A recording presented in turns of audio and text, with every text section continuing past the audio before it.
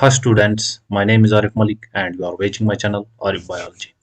Today I am going to start a new chapter of class 12th जिसका नाम है genetics and I am going to upload a series of videos one by one related to the whole chapter.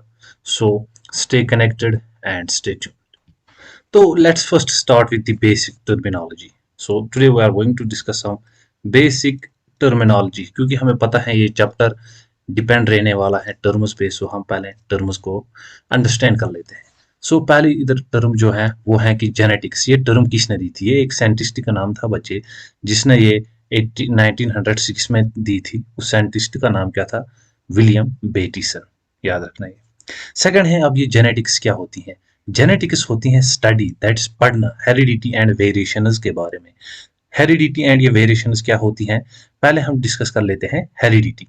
Heredity क्या होती है? Heredity होती है बच्चे transfer of characters from parent to offsprings is heredity और इनहेरिटेंस।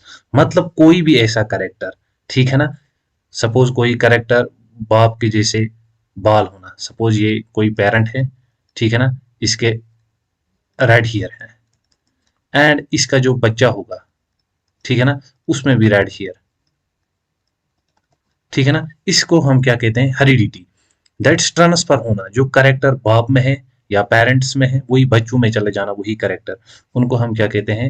हेरिडिटी या inheritance. Easy है, याद रखना। लाइक जैसे हम कहते हैं, टेक्स्ट पर लिखा है लाइक बिगेट्स लाइक, ठीक है ना, जैसा बाप होता है वैसा क्या होता है? बेटा। Like begets like. अब यहाँ पर एक बात रहती है और एक कैरेक्टर, कैरेक्टर को हम आगे डिस्कस करते हैं। यहाँ पर अब दूसरी बात रह गई variation. What's variation of heredity? आपने देख लिया क्या है? ट्रांसफर होना कैरेक्टर्स का, ठीक है ना, जो कैरेक्टर इसके बाप में थे या बच्चे की माँ में थे या बाप में, वही बच्चे में भी आ जाना, उसको हम क्या कहते हैं? हेरिडिटी। अब यहाँ पर बात रहती है वेरिएशन की, तो वेरिएशन को हम यहाँ पर चेक कर लेते हैं। वेरिएशन क्या है? Difference between children's and their parents, या हम कह सकते हैं इसे difference between individuals of same species. चलो मैं आपको ये अंडरस्टैंड करता हूँ। Difference between children's and their parents, आपको टर्म से भी समझ आ गया होगा। सपोज ये किसी का फादर है, ठीक है ना, ये किस कलर का है? सपोज ये ब्लैक कलर का है, इसके बाप का सांवला कलर है, ब्लैक कलर है। लेकिन जो इसका सन होगा, ठीक है ना, सपोज मान लिया उसका कलर कैसा है? वाइट, ठीक है ना, उसका कलर कैसा है? बच्चे का कलर कैसा है? वाइट। इसको हम क्या कहते हैं? वेरिएशन, ठीक है ना। या बाप की हाइट यहाँ पर है 5 फीट एंड बच्चे की हाइट कितनी रह गई? 3 फीट, ठीक है ना। बड़ा होने पर भी इसकी ये जो हाइट है वो कितनी रह गई? 3 फीट ही। इसे हम क्या कहेंगे? इसे हम कहेंगे वेरिएशन। वेरिएशन दैट्स चेंज आ जाना। इसी को हम क्या कहेंगे? Difference between the individuals of same species. अब ये वेरिएशंस जो होती हैं ये 2 टाइप्स की होती हैं। या तो ये वेरिएशंस होंगी बच्चे सोमेटिक या होंगी जर्मिनल। देखो ये टर्म्स आपको इंपॉर्टेंट पता होनी चाहिए अगर आप जेनेटिक्स पढ़ना चाहते हो, अच्छे से समझना चाहते हो। ये सोमेटिक वेरिएशन क्या होती हैं? जो कि आकर होती हैं इन सोमेटिक सेल्स और body cells are not heritable. ये क्या होती हैं? ये हेरिटेबल नहीं होती हैं। सपोज ये सोमेटिक सेल्स हम बॉडी सेल्स को कहते हैं, जो कि बॉडी की सेल्स होती हैं। सपोज आईज की सेल्स, ठीक है ना, लेग्स, ठीक है ना, किडनी, ये बॉडी की सेल्स जो होती हैं ये हेरिटेबल नहीं होती हैं। सपोज किसी का फादर अगर आप देखो तो उसको ट्यूमर होता है। जब ट्यूमर होता है सो उसको कुछ मास सा अपीयर हो जाता है किसी ऑर्गन पर। लेकिन अगर आप उसके बच्चे को देखो तो उसका बच्चा नॉर्मल होता है। सो उसके मुंह पर या उसके हाथ पर कहीं भी वैसा ट्यूमर नहीं होता है।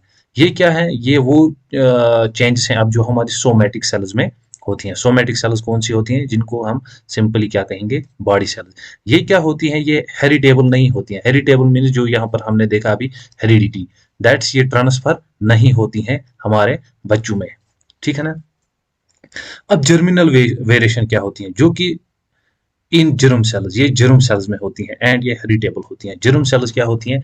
सिंपली जर्म सेल्स होती हैं सेक्स सेल्स, ठीक है ना। जैसे फीमेल्स में होता है एग एंड मेल्स में होता है स्पर्म, ठीक है ना। अगर इन स्पर्म या एग के डीएनए में कोई भी डिफेक्ट है, डीएनए क्या है वो आपको एक चैप्टर है अलग से जो कि आपको पढ़ना है, समझना है, फिर आपको ये भी समझ में आ गया। अगर उनके डीएनए में कोई भी प्रॉब्लम्स हैं तो बच्चे में हेरिटेबल होगी, ठीक है ना। एंड ये जो टर्म थी सोमेटिक वेरिएशन या जर्मिनल वेरिएशन, ये किसने दी थी? वाइजमैन ने, ठीक है ना। और यहाँ पर हम देख लेते हैं अब कंटिन्यूअस वेरिएशन। ये वेरिएशंस जो होती हैं ये क्या हो सकती हैं? कंटिन्यूअस भी हो सकती हैं। Continuous variation means these are small and indistinct, means ये कंटिन्यूअस वेरिएशन हमेशा होती रहती है। सपोज अगर हम देखें human height, intelligence, skin colour, अगर आप देखो बाप का अगर हम 80% 70% ये देखें केसेस, बाप की हाइट जो है वो बच्चों से नहीं मिलती है। या अगर हम इंटेलिजेंस की बात करें ये भी बच्चों से उतनी नहीं मिलती है। या स्किन कलर करें ये भी मोस्टली चेंज रहता है, ठीक है ना। इसे हम क्या कहते हैं? Continuous variation. ये तो वैसी कुछ वेरिएशंस हैं ये हमेशा रहती है। एंड यही वेरिएशंस क्या है? ये स्मॉल वेरिएशंस होती हैं, ठीक है ना। अब यहाँ पर है कुछ डिसकंटिन्यूअस वेरिएशंस, वेरिएशंस जो कि बहुत लार्ज होती हैं एंड डिस्टिंक्ट होती हैं। एग्जाम्पल अगर हम देखें, flower colour can be white और रेड, ठीक है ना। ये वो वेरिएशंस हैं जो कि मोस्टली बहुत बड़ी होती हैं एंड डिस्टिंक्ट होती हैं, ठीक है ना। अगर हम देखें फ्लावर कलर, कोई फ्लावर है, अगर हम इसके कलर को देखें, किसी का कलर हो सकता है व्हाइट यहाँ पर, एंड किसी फ्लावर का कलर क्या होगा? रेड। या हम यहाँ पर और एक एग्जांपल भी ले सकते हैं, जैसे रोलिंग ऑफ टंग। अगर आप रोलिंग ऑफ टंग में देखो, ये ऐसी वेरिएशन है जो कि एक में हो सकती भी है बहुत सारी, दूसरे में ये रोलिंग ऑफ टंग लव भी हो सकती है, ठीक है ना। ये एक टाइप की ऐसी वेरिएशन है। या अगर हम देखें A B O blood group जो होता है, ठीक है ना, A B O blood group, ये भी एक टाइप की डिसकंटिन्यूअस वेरिएशन है। अब हम डिस्कस करते हैं कुछ ब्रांच ऑफ जेनेटिक्स। जेनेटिक्स की कुछ ब्रांच हैं, ये भी आपको पता होनी चाहिए। फर्स्ट है यहाँ पर क्लासिकल जेनेटिक्स। ये जो क्लासिकल जेनेटिक्स है इसमें ज्यादातर हम मेंडेलियन प्रिंसिपल्स जो है उन्हीं को भी पढ़ते हैं, जो कि इस चैप्टर में आप पढ़ने वाले हो। इसमें हम ये क्या करते हैं, इसको हम आल्सो कहते हैं मेंडेलियन जेनेटिक्स। मेंडेलियन जेनेटिक्स क्या है? ये क्या है? इनको हम कहते हैं डील्स विद मेंडेलियन प्रिंसिपल्स। ये जो मेंडल के प्रिंसिपल्स हैं वो हम आगे देखेंगे, उनके साथ ये डील करती है। एंड इसको हम क्या कहते हैं? Mendelian genetics. So Mendelian genetics is a type of classical genetics. यहाँ पर है हमारे पास दूसरी, वो है मॉलिक्यूलर जेनेटिक्स। मॉलिक्यूलर जेनेटिक्स वो है जिसमें हम स्टडी करते हैं genetic material and genes. Genetic material क्या होता है? डीएनए, या सपोज किसी ऑर्गेनिज्म में जेनेटिक मटीरियल आरएनए भी होता है, ठीक है ना। एंड जीन्स, जीन क्या है वो भी हम जान लेते हैं। इसको हम कहते हैं मॉलिक्यूलर लेवल ऑफ जेनेटिक्स। यहाँ पर और एक जेनेटिक्स का किस्म है यहाँ हमारे पास, जिसको हम कहते हैं यूजेनिक्स। यूजेनिक्स ये जो टर्म थी या इसका जो फादर माना जाता है उसे हम कहते हैं सर फ्रांसिस गैल्टन, ठीक है ना। एक साइंटिस्ट का नाम था जिसको हम क्या कहते हैं? Father of Eugenix, sir Francis Galton. इसने ये टर्म दी थी 1883 में। सो ये क्या है? ये study of improvement of human race by selective breeding. Selective breeding करते हैं हम इसमें। सपोज कोई आदमी है, ठीक है ना, ये प्रोफेसर है, इसने शादी की किसी वुमेन से, वो भी प्रोफेसर है, ठीक है ना। देन इनके जो बच्चे हैं, इसने सोचा हम अपने बच्चे की भी शादी किसके साथ करेंगे? प्रोफेसर के साथ ही। इसको हम क्या कहते हैं? सिलेक्टिव, या इनको हम कहते हैं सिलेक्टिव ब्रीडिंग, ठीक है ना। या कोई अच्छे खानदान से है, सपोज कोई खान है, खान ने सोचा मैं अपनी बेटी की शादी खान से ही करूंगा या बेटे की शादी खान से ही करूंगा, इसे हम कहते हैं यूजेनिक्स। लेकिन ये यूजेनिक्स हम इम्प्रूवमेंट के लिए करते हैं, ये याद रखना। इसी तरह हमारे पास है यूथनिक्स। इसमें हम क्या करते हैं? Study of improvement of human race by improving the environmental conditions, like हम stress free environment, nutrition, better nutrition etcetera देते हैं। मतलब हम यहाँ पर इंप्रूव करते हैं ह्यूमन रेस को, ठीक है ना। ये जो ह्यूमन रेस होती है इसको हम क्या करते हैं? इंप्रूव करते हैं by improving the nutritional value. हम किसी आदमी को ज्यादा अच्छा न्यूट्रिशन देंगे, उसको अच्छा इन्वायरमेंट देंगे, ठीक है ना, ताकि इसकी ये जो रेस है वो इंप्रूव हो जाए। इसी तरह हमारे पास और एक टर्म है यूफिनिक। यूफिनिक्स क्या है? Symptomatic treatment of genetic disease. इसमें हम क्या करते हैं? जो कोई डिजीज हो, सपोज कोई बहुत बड़ी डिजीज हो किसी पॉपुलेशन में या किसी मैन को, उसको हम क्या करते हैं? उसको हम क्योर करते हैं, ठीक है ना। जेनेटिक ट्रीटमेंट डिजीजों का करना, ठीक है ना, एंड इस तरह से उस पॉपुलेशन को फिर आगे ले जाना। सो यूफिनिक्स क्या है, सिम्टोमेटिक ट्रीटमेंट हम किसी डिजीज का करते हैं, ठीक है ना, किसी ह्यूमन रेस में अगर हो, ताकि उसकी भी जो रेस है या ह्यूमन रेस है वो इम्प्रूव हो जाए, ठीक है ना। यहाँ पर नोट पॉइंट कुछ हैं जो कि इंपॉर्टेंट है आपके लिए। ये जो ग्रीगर जॉन मेंडल था, ये फादर ऑफ जेनेटिक्स माना जाता है। विलियम बेटिसन, इसको हम फादर ऑफ मॉडर्न जेनेटिक्स भी कहते हैं। एंड आर्चिबाल्ड गेरार्ड, ये और एक साइंटिस्ट था जिसको हम क्या कहते हैं, फादर ऑफ ह्यूमन जेनेटिक्स, ठीक है ना, इसको हम फादर ऑफ ह्यूमन जेनेटिक्स भी कहते हैं। इसी तरह ये भी आपकी टेक्स्ट में लिखा है, T.H. Morgan, that's Thomas Hunt Morgan जो था, इसको हम एक्सपेरिमेंटल और ड्रोसोफिला जेनेटिक्स का फादर कहते हैं, ठीक है ना। ड्रोसोफिला जो आप आगे पढ़ोगे उस पर बहुत सारा काम किया है किसने, T.H. मॉर्गन ने।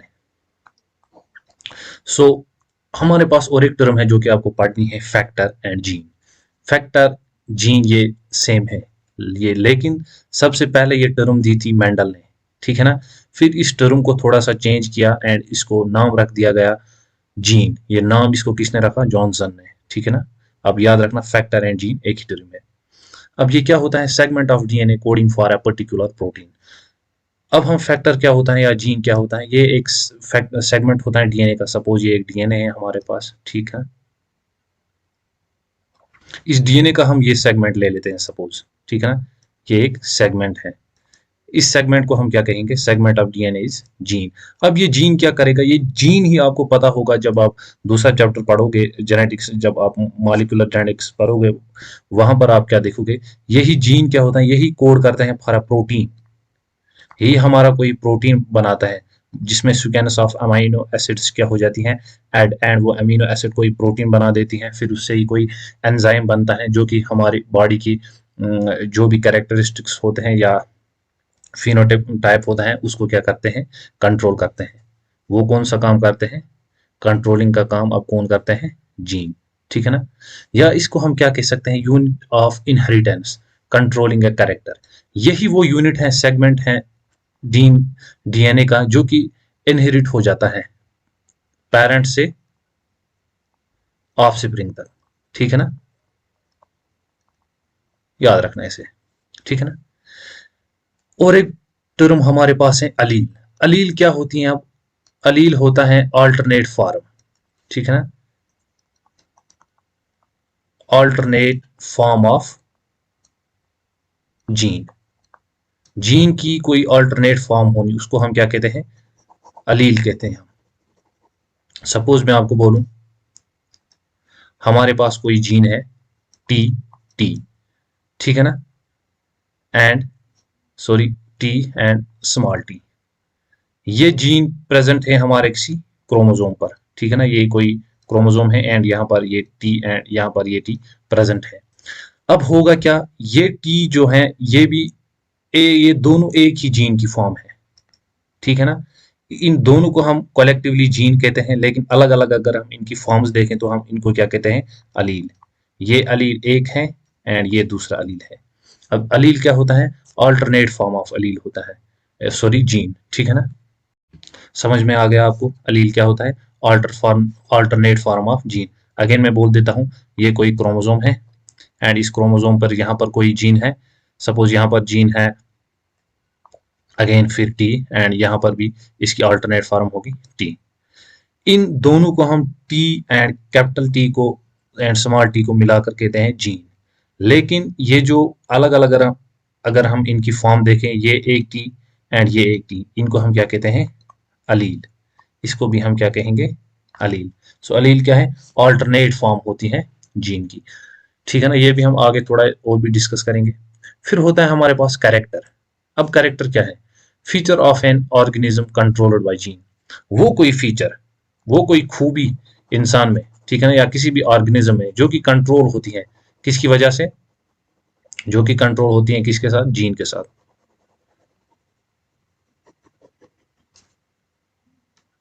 ठीक है ना। एंड दूसरी टर्म है ट्रेट। अब मोस्टली बच्चे क्या हैं, कैरेक्टर एंड ट्रेट में कंफ्यूज हो जाते हैं। मैं आपको ये एग्जांपल से अंडरस्टैंड करवाऊंगा, लेकिन आपको थोड़े से पेशेंस रखने हैं। अब ट्रेट क्या होती है, कंट्रास्टिंग कैरेक्टर, ठीक है ना, या इसको हम कैरेक्टर स्टेट भी कहते हैं। ये ट्रेट के नाम है। आप कभी कभार किताब पर ये भी देखोगे लिखा हुआ कंट्रास्टिंग कैरेक्टर या कैरेक्टर स्टेट। अब इस ट्रेट को हम क्या कहते हैं, ये होता क्या है, इसे हम कहते हैं different form of character controlled by allele. ठीक है ना, वो फॉर्म ऑफ कैरेक्टर जिसे हम कंट्रोल कौन करते हैं, अलील। अब हम देखते हैं, सपोज मैंने आपको कहा हाइट, ठीक है ना, हाइट क्या है, हाइट को हम क्या कहते हैं, इसको हम कहेंगे कैरेक्टर, इसको हम क्या कहेंगे, कैरेक्टर। लेकिन अब ये हाइट कैसी है, वो लंबा है या छोटा है, ठीक है ना, वेदर ही इज टॉल और डिवार्फ, टॉल एंड डिवार्फ। ये टॉल एंड डिवार्फ को हम क्या कहते हैं, इसको हम कहते हैं ट्रेट। समझ में आ गया। ये हाइट, सपोज हम किसी को कहते हैं उसको उसका कलर अच्छा है, ठीक है ना, सो जो हमारा सुनने वाला होता है वो पूछता है भाई उसका कलर क्या है, कौन सा कलर है, तो हम कहते हैं वो कलर जो होता है उसको हम कहेंगे करेक्टर, ठीक है ना। लेकिन वो करेक्टर कलर कौन सा है, या तो वो रेड होगा या तो ब्लैक होगा, इसको हम क्या कहते हैं, रेड एंड ब्लैक को इसको हम क्या कहते हैं, ट्रेड। बच्चे समझ में आ गया, ट्रेड क्या होता है एंड करेक्टर क्या होता है, ठीक है ना। अब करेक्टर क्या है, करेक्टर को, इस करेक्टर को कंट्रोल करता है जीन, ठीक है ना। लेकिन अब इस ट्रेड को कंट्रोल कौन करता है, उसे हम कहते हैं अलील। अलील क्या मैंने बताया था, ऑल्टरनेट फॉर्म। अब अब हम देखते हैं ये अलील, क्या मैंने बोला आपको, अलील, अलील मैंने क्या बताया, ये अल्टरनेट फॉर्म होती हैं जीन की। अब ये अलील या तो ये डोमिनेंट हो सकता है या तो रिसेसिव हो सकता है, या ये क्या होगा, डोमिनेंट होगा या तो रिसेसिव होगा। Dominant means stronger of two genes expressed in the hybrid represented by capital letter. इस डोमिनेंट को हम सिंपली ऐसे रिप्रेजेंट करते हैं कैपिटल लेटर से, सपोज हम टी देखेंगे यहाँ पर एंड स्मॉल टी, इस डोमिनेंट टी को हम क्या कहेंगे, दैट्स कैपिटल टी को हम क्या कहेंगे, डोमिनेंट अली। यही मैं आपको बोल रहा था। इसीलिए एंड हमारे पास और एक होता है रिसेसिव। रिसेसिव क्या होता है, जो कि लेस शो होता है, ठीक है ना। जब भी हम दोनों का क्रॉस लेते हैं उसमें ये लेस शो होता है, मैं अभी आपको एग्जांपल से अंडरस्टैंड करूंगा, ठीक है ना। इसको हम लोअर केस लेटर से डिनोट करते हैं, दैट इज स्मॉल से, स्मॉल लेटर से, यहाँ पर जैसे मैंने स्मॉल टी लिखा। अब मैं आपको यहाँ पर थोड़ा सा अंडरस्टैंड कर देता हूँ, ठीक है ना। अब रिसेसिव डोमिनेंट क्या होता है, मैंने आपको बताया था अलील। अलील क्या मैंने बताया था, अल्टरनेट फॉर्म ऑफ होती है जीन की, ठीक है ना। सपोज ये कोई जीन है, इसकी अल्टरनेट फॉर्म है टी एंड टी, ठीक है ना। अब ये टी एंड टी, अब ये टी क्या है, ये सपोज ये जीन किसके लिए था, कलर के लिए, ठीक है ना। अब ये टी किस कलर के लिए था, ये था ब्लैक कलर के लिए एंड ये था रेड कलर के लिए, ठीक है ना।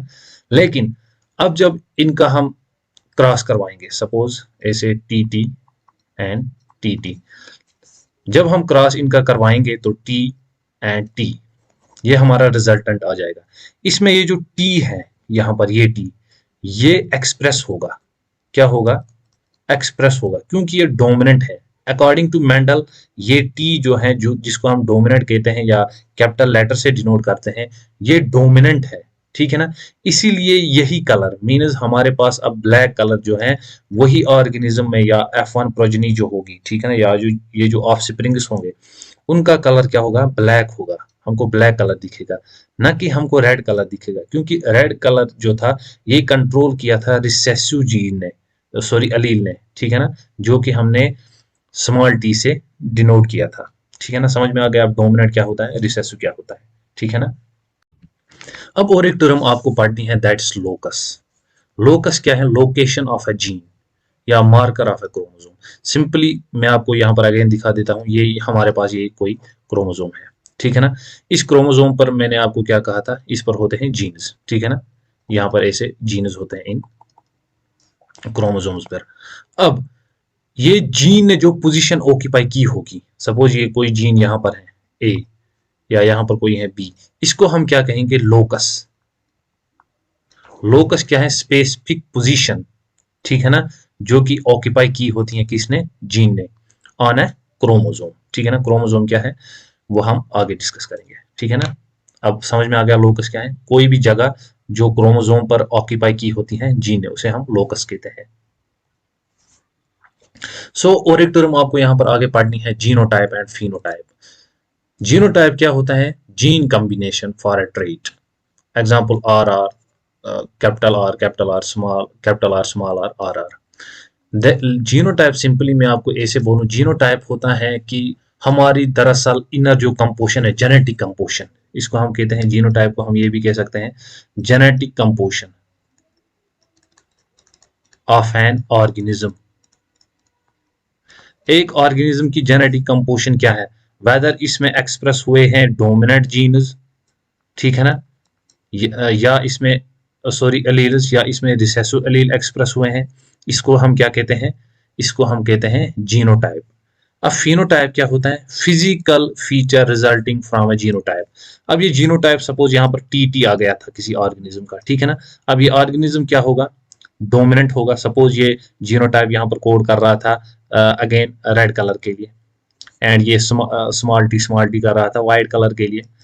अब यहाँ पर ये जो ऑर्गेनिज्म हमें मिलेगा, इसके पास चूंकि डोमिनेंट जीन्स है, ठीक है ना, ये डोमिनेंट जीन्स हैं इसके पास, या एलील्स हम कहेंगे।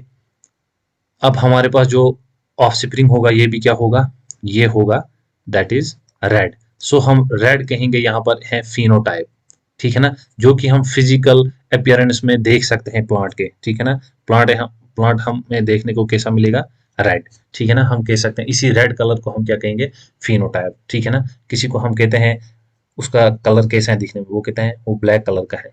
वो ब्लैक कलर दिखने में, उस ब्लैक कलर को हम क्या कहते हैं? फिनोटाइप। दैट्स फिजिकल अपीयरेंस क्या होगी किसी आदमी की, weather he is white, he is black, या वो स्मॉल है या वो टॉल है, ठीक है ना, इसे हम कहते हैं फिनो।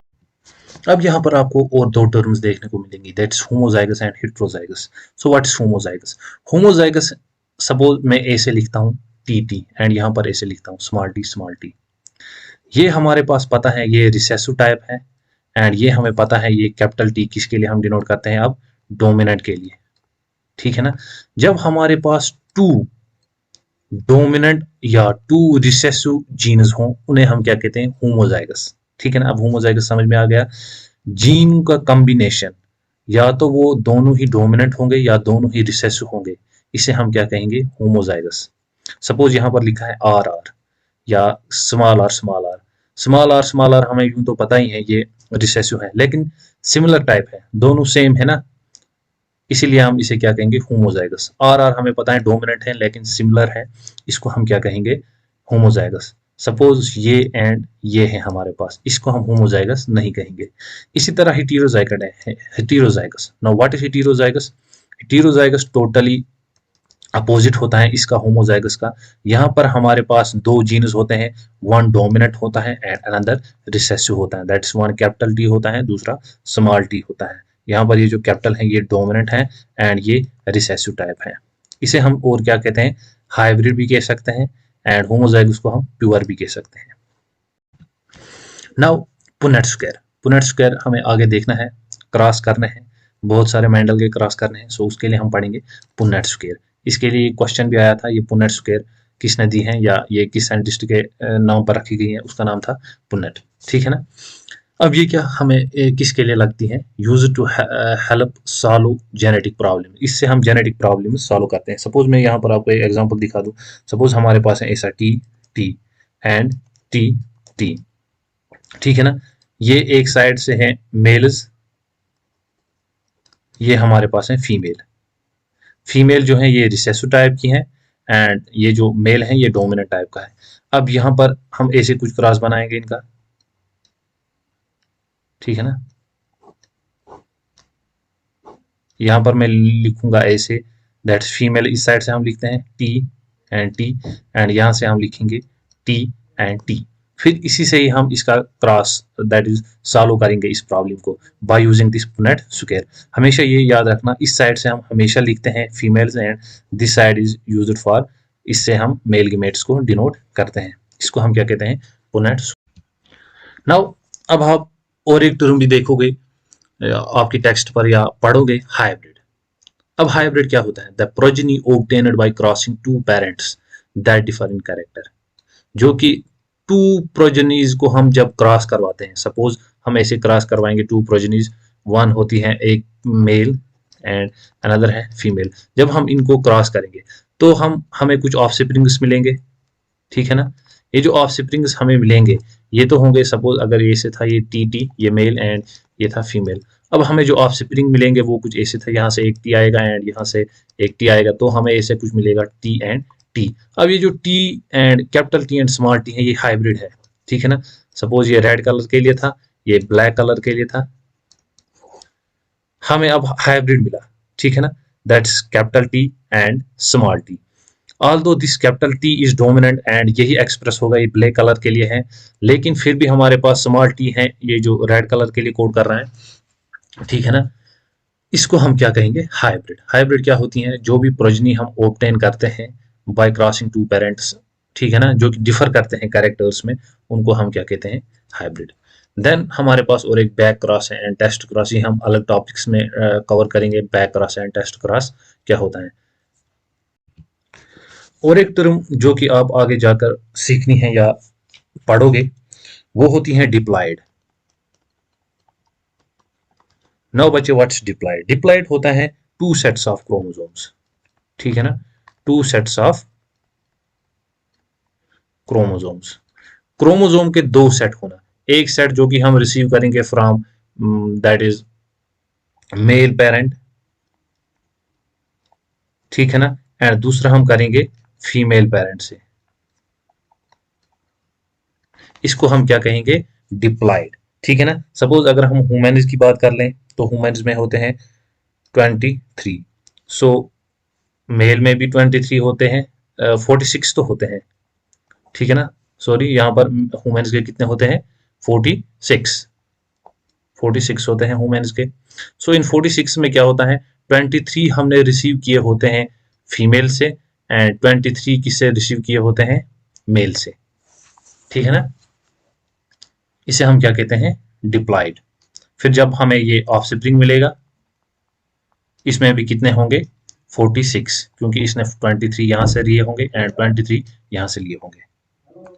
देन हमारे पास और एक टर्म है यहाँ पर जिसे हम कहते हैं डिप्लॉयड की। हम अगर और एग्जांपल्स ले लें यहाँ पर, एक दो एग्जांपल, लाइक अगर हम पी की बात करें, पी में आपको पढ़ना है 2n जो होगा ये कितना होगा यहाँ पर 14, ठीक है ना। इसी तरह अगर हम ड्रासोफिला की बात कर लें, ड्रासोफिला अगर हम देखें तो ड्रासोफिला में कितने होते हैं, 2n इज इक्वल टू 8। इसी तरह आगे चलकर अगर हम बात करें अब किसकी, हैप्लॉयड की।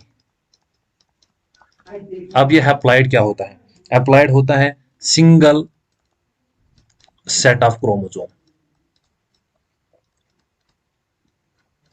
सिंगल सेट क्रोमोसोम का होना। सपोज फीमेल से ही हमें मिला है, ठीक है ना, एंड मेल से भी मिला है, यहाँ पर मेल है यहाँ पर फीमेल है, इससे हमें मिलते थे 23 in case of humans and इससे भी मिलते थे 23। अब ये जो 23 है इसे हम क्या कहेंगे, हैप्लॉयड,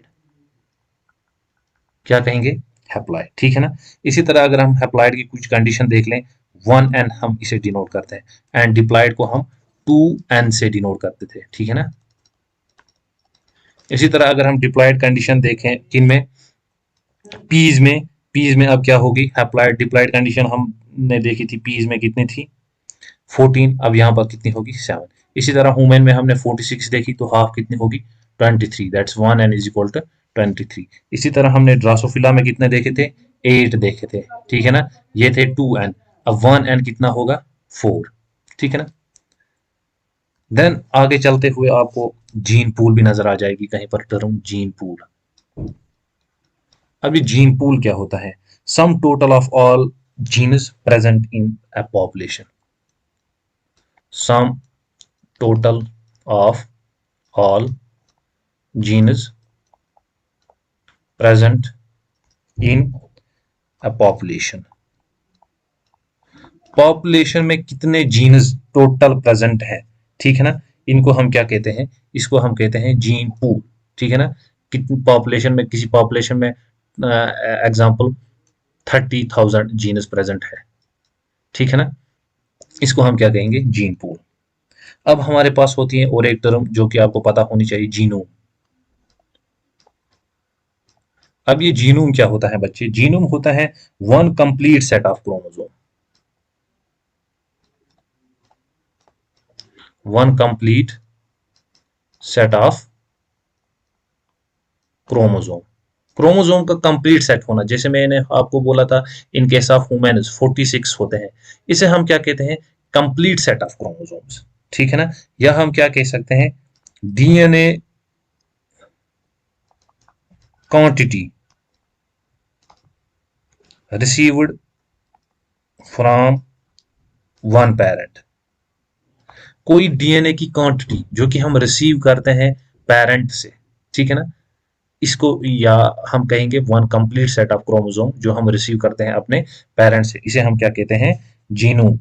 इसी तरह अगर हम अपने जीनोम की बात करें तो ह्यूमन जीनोम का साइज क्या होता है, ठीक है ना। ह्यूमन जीनोम साइज अगर हम देखें, ह्यूमन जीनोम साइज, हमारा जीनोम जो साइज होता है इन 46 क्रोमोसोम्स में, वो होता है टोटल 3.3 इंटू 10⁻⁹ बेस पेयर्स, ठीक है ना। ये भी आपकी टेक्स्ट पर लिखा है एंड ये इंपॉर्टेंट है आपके लिए, ठीक है ना।